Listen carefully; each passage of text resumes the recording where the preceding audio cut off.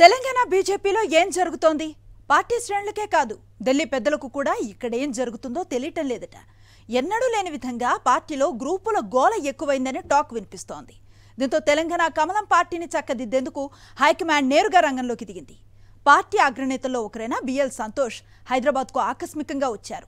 రాష్ట్ర ఆఫీస్లో 4 గంటల పాటు ముఖ్య నేతలతో సమావేశమయ్యారు. ఇంతకీ ఈ సమావేశంలో ఢిల్లీ నేత తెలుసుకున్నదేంటి? వచ్చే ఎన్నికల నాటికి తెలంగాణలో అధికారంలోకి రావాలనుకుంటున్న బీజేపీ అగ్రనేతలకు ఇక్కడి పరిస్థితులు మింగుడు పడడం లేదట. పార్టీ అధ్యక్షుడిగా ఉన్న కిషన్ రెడ్డి కేంద్ర మంత్రిగా కూడా బాధ్యతలు నిర్వర్తిస్తున్నారు. దీంతో ఆయన పార్టీపై ఫోకస్ చేయలేకపోతున్నారు. కిషన్ రెడ్డి స్థానంలో మరొకరిని పార్టీ చీఫ్ గా నియమించడానికి పార్టీ హైకమాండ్ కసరత్తు చేస్తోంది. అయితే రాష్ట్ర పార్టీలో గ్రూపులు, అంతర్గత కుమ్ములాటలు ఢిల్లీ పెద్దలకు తలనొప్పిగా మారాయి.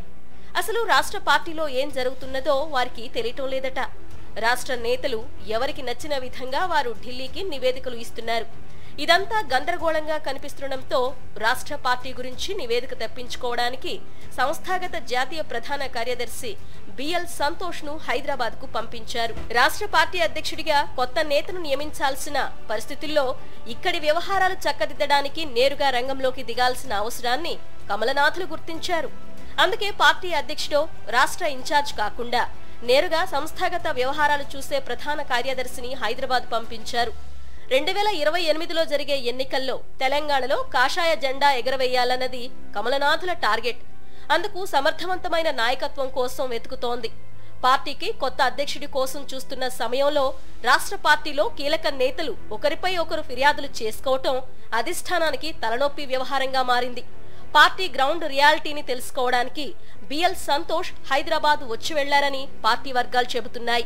బీజేపీ రాష్ట్ర కార్యాలయంలో ఆదివారం దాదాపు 4 గంటల పాటు బిఎల్ సంతోష్ రాష్ట్ర పార్టీ ప్రధాన కార్యదర్శులతో చర్చించారు.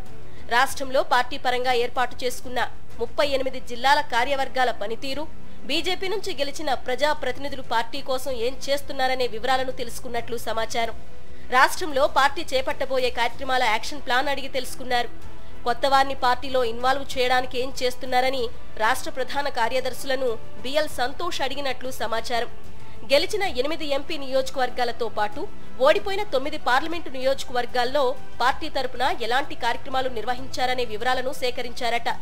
పార్టీకి అందుబాటులో ఉన్న వనరులు ఏంటి, అధిష్టానం నుంచి కావలసిన సాయం ఏంటి అన్న దానిపై సమగ్రమైన నివేదికను బీజేపీ రాష్ట్ర ప్రధాన కార్యదర్శుల ద్వారా తీసుకున్నట్లు తెలుస్తోంది. కిషన్ రెడ్డి స్థానంలో తెలంగాణకు కొత్త సారథిని నియమించే ముందు పార్టీ సంస్థాగత వ్యవహారాల్లో కీలక నేతగా ఉన్న బిఎల్ సంతోష్ హైదరాబాద్ రావడం ప్రాధాన్యత సంతరించుకుంది.